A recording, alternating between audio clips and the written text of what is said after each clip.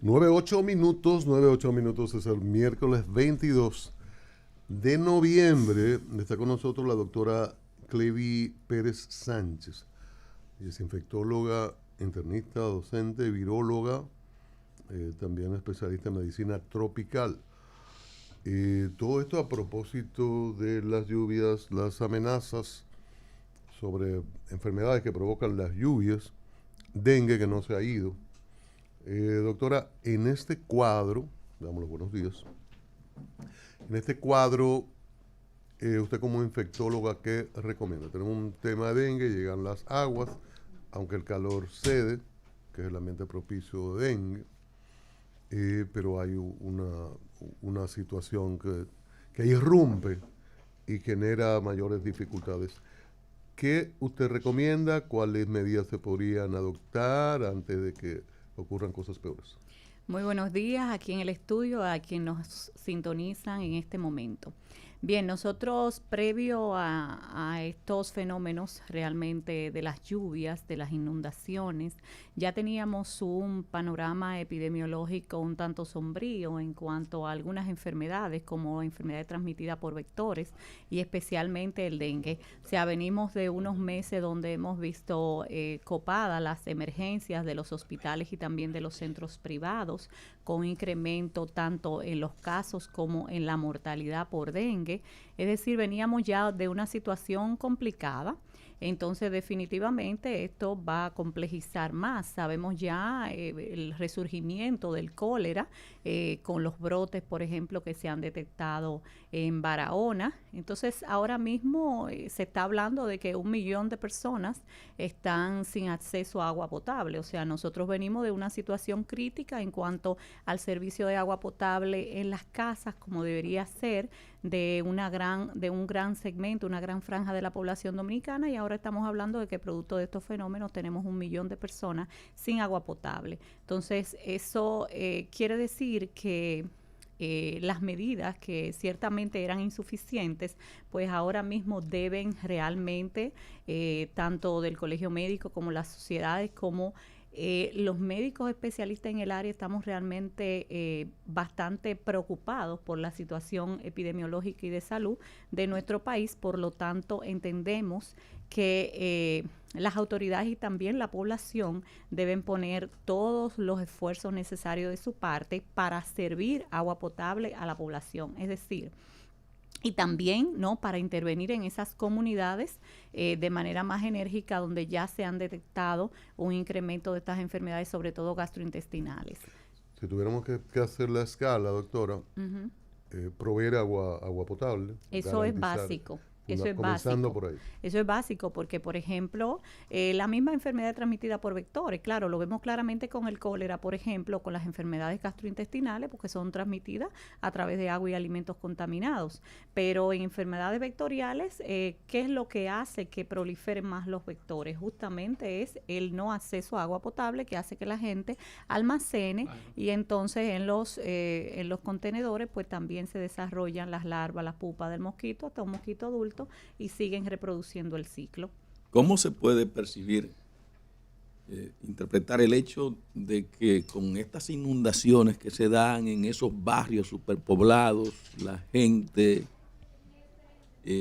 donde hay muchos retretes, letrinas y eso, la gente sale a bañarse y a zambullirse y a nadar? Sí, por eso siempre cuando la educación, cuando las labores incluso que hacen los promotores de salud, cuando hay una desvinculación incluso entre autoridades y población, no hay una forma, ¿no? Se crea este fenómeno de la anomia, están las personas realmente desvinculadas de toda autoridad y se sienten realmente excluidos. Entonces, por un lado, esto es lo que vemos realmente, tristemente, en en muchos segmentos de la población dominicana. Entonces hay que reforzar lo que es la parte de la labor de los promotores de salud, de bajar realmente a las comunidades, porque al final nadie quiere enfermarse. Entonces la percepción de riesgo varía mucho. A veces hablamos en los medios de comunicación y eso impacta, ¿no?, en cierto grupo de personas, pero en otras no. En otras hay que realmente bajar a las comunidades y a los lugares donde estas personas conviven para poder hacer el trabajo y enseñar, por ejemplo, que a través de estas aguas están contaminadas con bacterias como la leptospirosis, que la leptospirosis puede causar una enfermedad severa, incluso la muerte, y yo creo que nadie quiere morirse. Claro. Entonces, hay que buscar otras estrategias. Cuando una estrategia no da resultado, no podemos seguir criticando nada más y decir es que aquí la gente es bruta, es que aquí la gente es maleducada, es que aquí la gente es inconsciente. No, hay que pasar a la acción, ¿no? Hay que crear estrategias y buscar otros medios de llegar a esa gente. Pero déjeme preguntarle algo, doctora, o hacerle una especie de observación que usted más o menos... Cuando usted habla de promotores de salud, los promotores de salud dependen del ministerio, pero no ocupan el territorio nacional. Están más en la capital que en otros lugares, por un tema de centralización de la administración pública. Usted tiene los promotores de salud por un lado, tiene el tema de el tema de la seguridad, de la salud territorial. Entonces, en otros países yo he podido ver que eso depende del gobierno local, del ayuntamiento. La parte de prevención de salud tiene que ver con el ayuntamiento, no con el ministerio. Porque es que cuando el ministerio, ¿cómo llega el ministerio a un barrio de Barahona? O de Enriquillo. Puede hacerlo perfectamente, y de hecho eso de la descentralización de esa labor es un modelo neoliberal que fue impuesto en Chile, ¿no? En el gobierno de la dictadura de Pinochet, y se ha exportado a otros países donde realmente se descentralizó, ¿no? Un sistema de salud que era universal, que era el que había, ¿no?, en el gobierno de Allende y previamente incluso en otros gobiernos en Chile. Eso se cambió, se varió, mutó y se dio a los ayuntamientos, pero fue una forma de que del gobierno central ceder recursos para pagar los préstamos del FMI, del Banco Mundial, o sea, y todo lo demás. No, yo no estoy de acuerdo con ese modelo. Yo creo que ciertamente debe haber algo conjunto y una coordinación de las autoridades, tanto centrales como locales, pero el problema de la salud pública no se puede dejar a un ayuntamiento. ¿De acuerdo? No, porque no saben. No tiene el expertise. No, y la ley general ni el experticio técnico ni nada. Y la ley general atribuye para al la Ministerio prevención de Salud Pública. No, eso debe estar básicamente, es lo que le digo. O sea, ciertamente los ayuntamientos deben contribuir y deben pertenecer, ¿verdad? Y hacer su trabajo y coordinarse, porque el Estado tampoco puede estar descoordinado. Pero eso no quiere decir que nosotros le cedamos, ¿no?, la competencia que debe tener el nivel central a un nivel periférico que no sabemos si va a tener ni los recursos ni la competencia, cuando sabemos que muchas veces lo que se hace es que entonces no se destinan los recursos y no se hacen los planes. O sea, cuando uno tiene una política de estado de salud, debe ser algo que abarque todo el territorio nacional y no algo que dependa medalaganiamente de un gobierno local. Y por eso, disculpe, doctora, hay división regional desde el Ministerio de Salud Pública. Claro. Zapatero a su zapato. La doctora Clevi Pérez, ella es expresidenta de la Sociedad Dominicana de Infectología. Doctora, entonces, en función de la realidad que tenemos, más o menos en qué tiempo comienzan a manifestarse los virus, que ya traíamos una situación bien compleja, y qué debemos hacer, vacunar, cuáles vacunas están disponibles, para un poco que la población pueda ir atendiéndose. Bien, tú lo mencionaste, ¿no? Ya veníamos con una situación complicada. O sea, esto lo que puede es exacerbar aún más el fenómeno. Y claro, las acciones también van dirigidas de acuerdo a la enfermedad. Por ejemplo, en esta situación empiezan a aumentar casos como la leptospirosis. Entonces es importante ver que la leptospirosis está relacionada así con animales mamíferos, incluso como las ratas, pero también con las aguas contaminadas. Claro. Entonces la leptospira puede entrar por la piel o puede entrar por la vía oral a través de aguas contaminadas. Entonces no es curable después que le da, que tiene el virus. de la es una leptospirosis? bacteria. La En el bacteria. caso de la leptospirosis es una enfermedad bacteriana y sí, claro que es curable.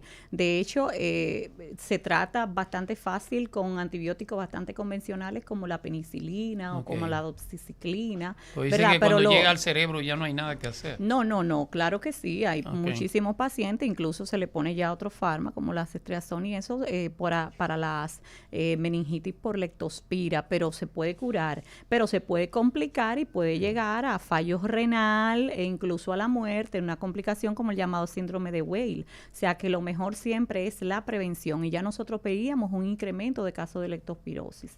Entonces otras enfermedades, por ejemplo, como el mismo cólera, que ya vimos, ¿no? La situación, que por cierto aprovecho para decir De Barahona, que esas realmente son. tenemos que tener la información, o sea, los que trabajamos en esto y la gente en sentido general tiene que saber realmente a qué se está exponiendo. O sea, no podemos durar 2 semanas para confirmar un brote, no podemos tener a los comunitarios y la prensa hablando de 4 funerales en un día de personas que han muerto por enfermedad diarreica y decir que no es cólera para el otro día siguiente, después que sale una prueba, tener que admitir que es cólera. Entonces, es importante saber que nosotros también somos signatarios de un reglamento sanitario internacional, que hay enfermedad de notificación obligatoria y que por cualquier otra circunstancia, sea para proteger la industria del turismo, para lo que sea, no se puede estar minimizando y ocultando datos de salud, porque entonces las comunidades, los médicos, todo lo que estamos implicados, no tomamos las acciones necesarias. El origen del dengue, perdóneme que le pregunte de nuevo. ¿El mosquito es un transmisor o él crea el virus del dengue o la bacteria? No, él es un vector. Realmente, un vector es un transmisor. Un vector es un transmisor, pero recuerda. ¿Y quién crea es un virus? Es un virus, ¿no? ¿Quién crea el virus? Pues entonces, ¿quién crea el ser humano? Ah, bueno, son elementos vivos. Ya entonces la discusión filosófica estaría bastante interesante.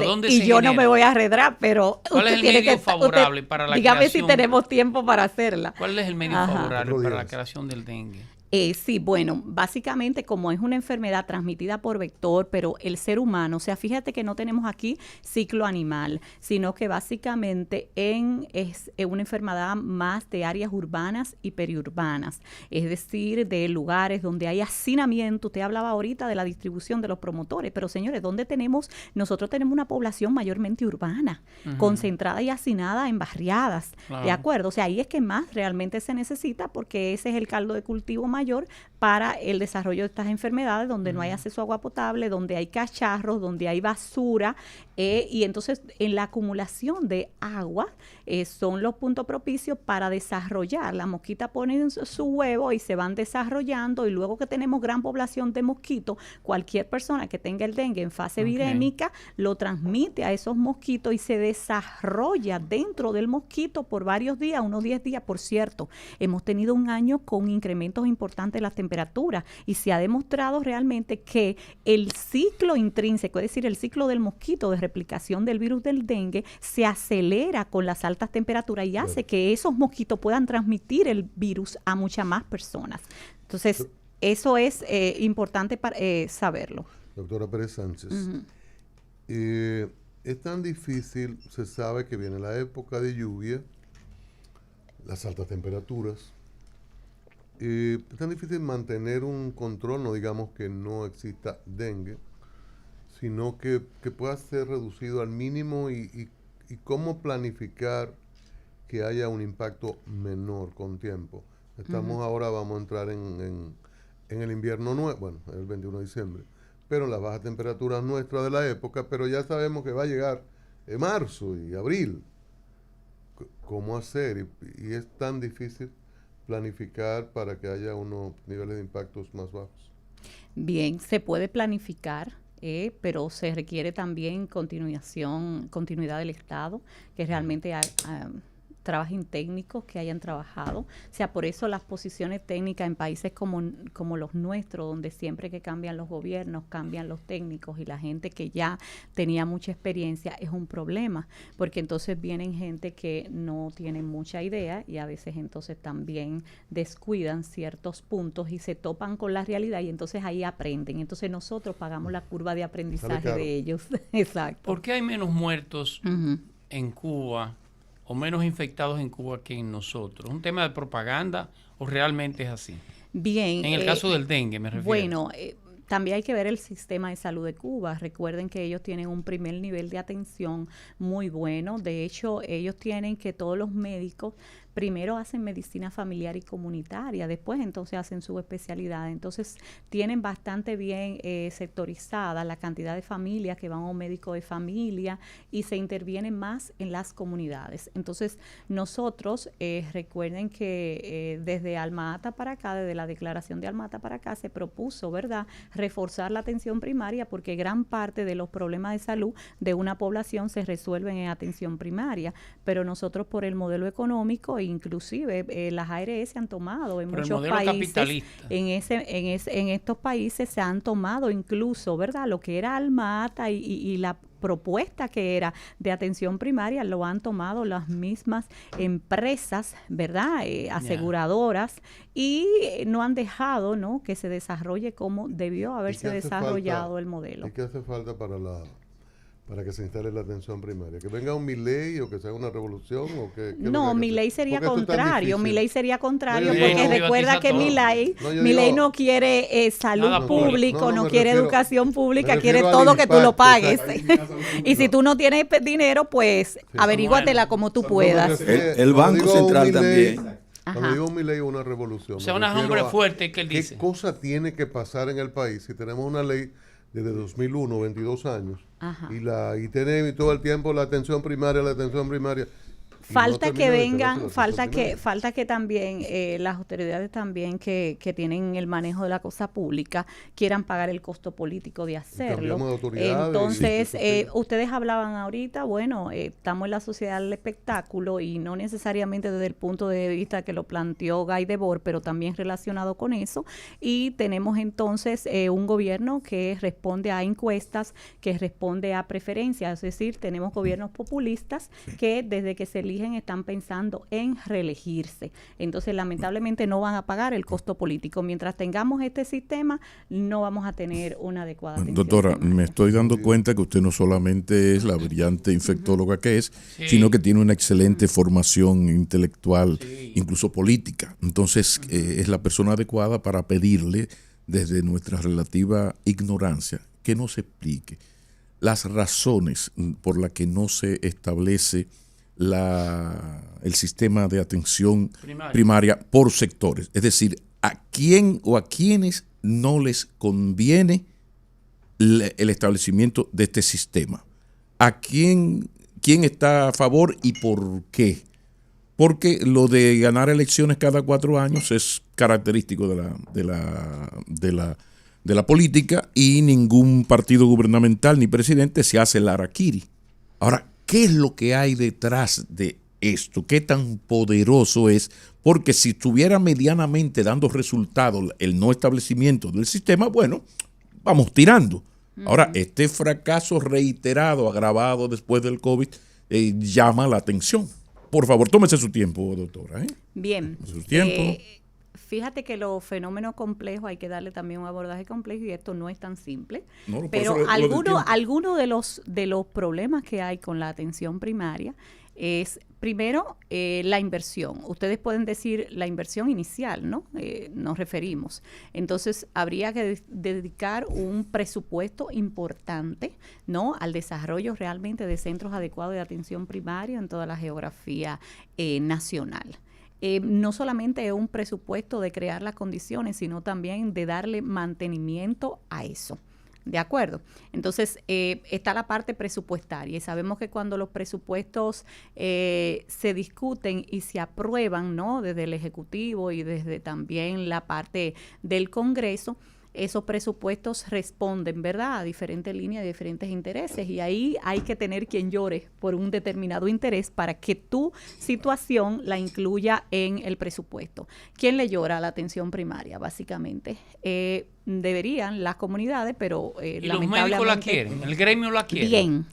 Vamos por sectores, a ver. Vamos a hacer el análisis por sectores. Sí, no, porque... Los especialistas, por ejemplo. No, primero el gremio. El gremio sí, y depende de quién haya estado. Por ejemplo, el mismo doctor Senen Cava, donde me ha tocado compartir en muchas ocasiones con él, y he visto que realmente tiene una defensa aguerrida, podríamos decir, de lo que es la atención primaria, y ha tratado, ¿verdad?, desde su posición de impulsarlo. Pero claro, también tenemos los empresarios de la salud, o sea, habemos dentro de los mismos médicos personas que somos empresarios, que no necesariamente, no que estamos quizá torpedeando, pero no nos interesa y no vamos a hacer nada porque se desarrolle algo que afecta mi empresa. Entonces, por eso, quienes son los mayores beneficiados tienen poco poder político y poca voz. Quienes deberían. ¿Y por qué no hacemos un 4% en el Congreso? Bueno, Sí, haga su propuesta y empiece a haga su propuesta, enarbole su bandera y vamos a ver si encontramos con el 4% adeptos. ganábamos todos, ¿verdad? Doctora, empresarios y no empresarios. Retornando, doctora, al caso de la ciénaga de Barahona con el cólera. Los habitantes de la zona decían que había cólera. El Ministerio Público lo negó. Médicos locales incluso. El Ministerio de Salud Pública lo negó y después, comprobó. Había muertes y entonces eso se pudo frenar. O sea, eso no se propagó más de lo que había con la situación, con el cuadro que tenía esa comunidad. Miren, yo ayer vi una comunicación, ¿no?, donde ellos dicen que realmente no se han detectado casos nuevos. Pero hay que ver qué se está refiriendo con que no se han detectado casos nuevos, porque recuerden que tuvimos un retraso de 2 semanas entre que se estaban produciendo los casos y las muertes, y se empezó a hablar de eso en la prensa, ¿verdad? Y se empezó a saber, ¿verdad?, sotovoce, cuál era la situación que estaba ocurriendo en Barahona. Y se confirman. Sabemos que ahora mismo esas pruebas, señores, son en cuestión, algunas en cuestión de minutos y otras de horas. O sea, no hay por qué durar tanto a esta altura, 2023, y con la tecnología que incluso aquí en la República Dominicana tenemos, no hay posibilidad de que tengamos tantos días ese silencio, ¿verdad? Y esa negación para después tener que admitir que sí estaba el problema. Entonces, hay que reconocer que el Vibrio cholerae tiene una capacidad importante, sobre todo el tipo, el TOR, que es el que hemos tenido en la isla, de tener mucha persistencia en ambientes acuáticos.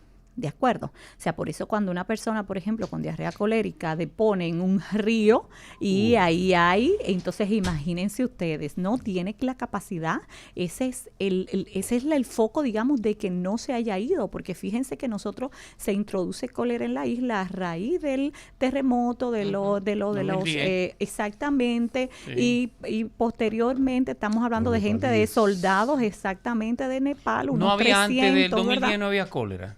No teníamos, porque fíjense que habíamos tenido 100 años antes en la isla cólera. Ustedes saben que sobre todo en Bangladesh, en India, sí, ¿no? Son las zonas, endémico. Son las zonas endémicas de cólera, que fueron realmente los ingleses con la colonización de la India que contribuyeron a la propagación, ¿no? Del cólera, y sí, la colonización europea la trae a América, y nosotros sí que habíamos tenido 100 años antes del episodio 2010, habíamos tenido cólera en Puerto Rico, cólera en Nicaragua, cólera en Cuba, en la isla de Santo Domingo, pero teníamos ya un siglo sin cólera, ¿no? Ni siquiera el brote que afectó Perú y Suramérica a principios de los 90, en el 91, nos llegó a nosotros a afectar. O sea, el amor en los tiempos del cólera, escribió sí, Gabriel García Márquez, ¿verdad?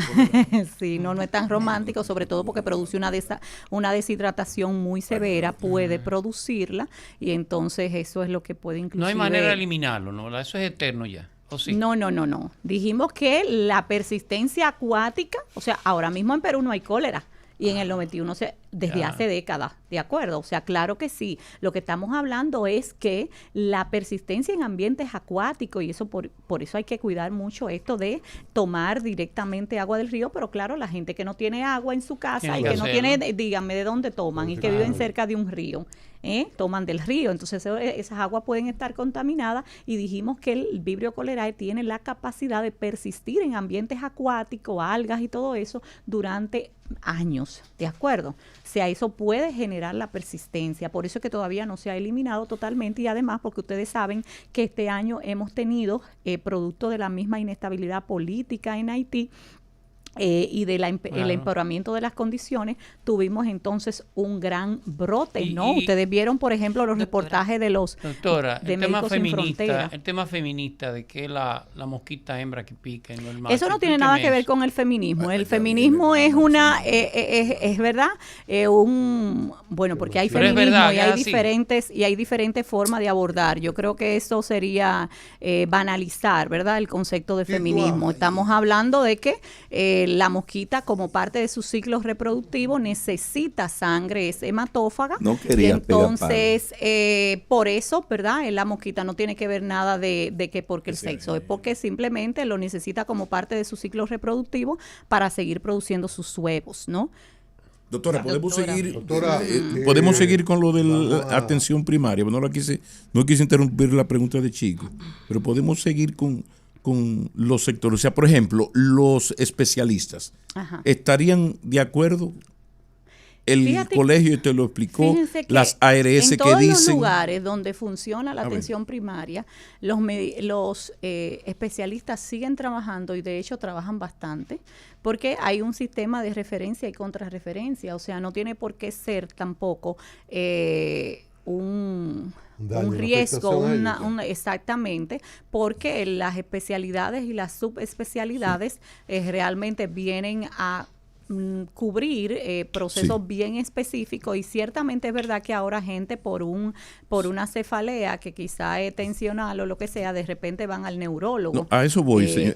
Le pido que nos ayude, insisto, desde nuestra ignorancia. Uno ve que el sistema de atención primaria, se sabe que más del 80% de las consultas lo puede resolver un médico de familia, el 80%. Luego viene, entonces lo lógico es que me duele la cabeza y yo vaya donde ese médico. Tiene diarrea, entonces ya es el médico. ¿Qué ocurre?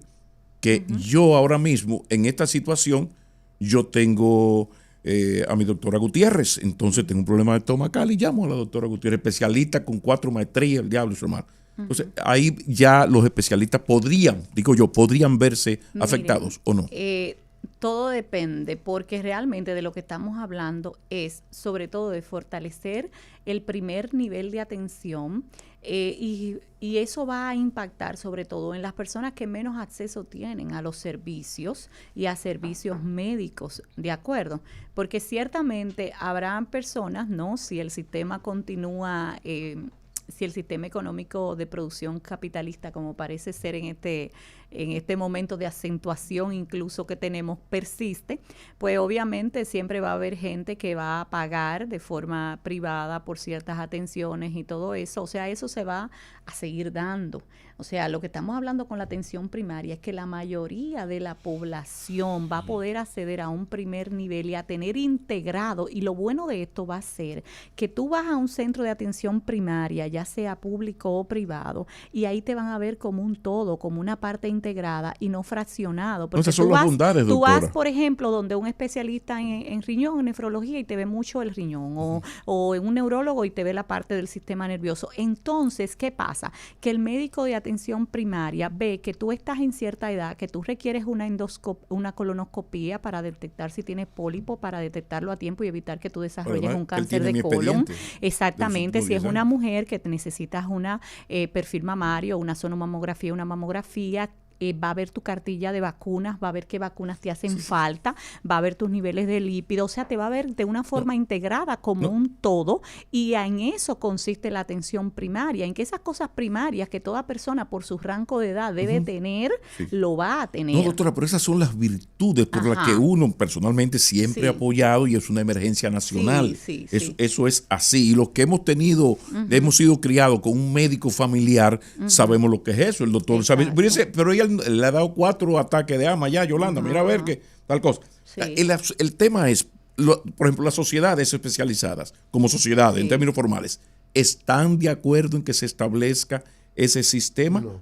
Las ARS, los sectores que dominan el CONEP, que dicen, no, la embajada ARS, yo sé que sí, la pero ARS inclusive ustedes saben que también aquí viene un modelo importado de Colombia y no solamente de Chile sino también de Colombia, donde básicamente lo que se quieren es apropiar de la atención primaria, entonces para sus propios fines peculiares. O sea que hay ahí también un problema, y se supone que ellos no deberían ser juez y parte, o sea, ellos no deberían ser aseguradores y prestadores, pero ellos están entrando en el juego de que crean compañías y crean instituciones para prestar servicios, y están haciendo también, digamos que una competencia desleal al resto de los actores del sistema. Entonces yo lo que sí, mi mensaje sería que realmente los especialistas y subespecialistas no debemos estar preocupados por la atención primaria en que nos afecte, digamos, nuestro modo de vida, porque nosotros tenemos, al contrario, nos van a llegar más los pacientes que realmente deben llegar al especialista, al subespecialista,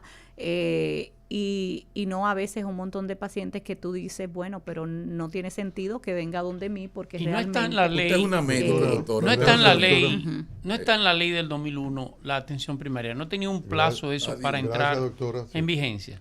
Bueno, los ya. políticos no han querido. Mira cómo sería, doctora, porque ¿qué te parece? Eso se parece a lo del túnel. Todos los gobiernos han pasado. Esto fue exactamente, y más que todo fue algo para beneficiar, ¿verdad?, a las grandes empresas, ¿verdad?, prestadoras que se han enriquecido, y realmente... Doctora Pérez Sánchez, muchísimas gracias. Doctora. Muchísimas gracias a ustedes. No se va a escapar, doctora. No se va a escapar. Si me lo puede decir en 10 segundos, porque ustedes siempre eligen a Waldo. Bueno, la gente, yo he oído por ahí que los políticos dicen que la gente vota por el que conoce, ¿verdad? Entonces también el que conoce, si tiene una trayectoria, ¿verdad?, de luchas, pues eso favorece. Entonces cualquier persona que se enfrente a una figura como esta debería tener una trayectoria similar. No quiero decir con la otra doctora, pero... ¿Te por Waldo? Yo tuve un viajecillo, o sea, no pude votar realmente. Además, inteligente. Bueno, la doctora Clevi Pérez Sánchez. Usted es Licey, ¿no? ¿Usted es Licey? Sí. Perfecta. Infectóloga, internista, viróloga. Algún defecto tiene que tener. Liceísta. Doctora, ya, todo iba bien. Expresidenta. Doctora, a la defensiva ahora. Que ahora viene a atacar. Doctora, te ha hecho muchas recomendaciones que son muy buenas. Y no se va a escapar, doctora. Cuidado. No se va a escapar. Yo le voy a hacer una, doctora. Ok. Usted sabe que usted también es, ¿verdad? Va de casa, tiene un consultorio, tiene cosas que arreglar, que recomponer, que crear, construir, reconstruir. ¿Y qué tiene que ver? Entonces, para esos casos, usted va ahí a la San Martín 183 a la derecha, hay un parqueo grande. Ella sabe dónde está eso. Un letrero que dice materiales industriales. Oh, muy bien. Esa es la ferretería más completa. No vaya como viróloga, no. Usted dice que la mandamos desde aquí, usted va tranquilita, con siempre recomendación, ciudadana, ¿verdad? La mandaron de a diario y ahí Gin va y tenis, encontrar todas una una rebaja importante. Y recomendaciones, por si usted no sabe utilizar algún instrumento. Bien. Excelente. Perfecto. No se Muchísimas escapó, gracias. ¿no? Bueno, nosotros continuamos en este miércoles el juego del Ministerio de Educación. Hay algunas informaciones con relación a esto. Vladimir. El momento es ahora. Diariamente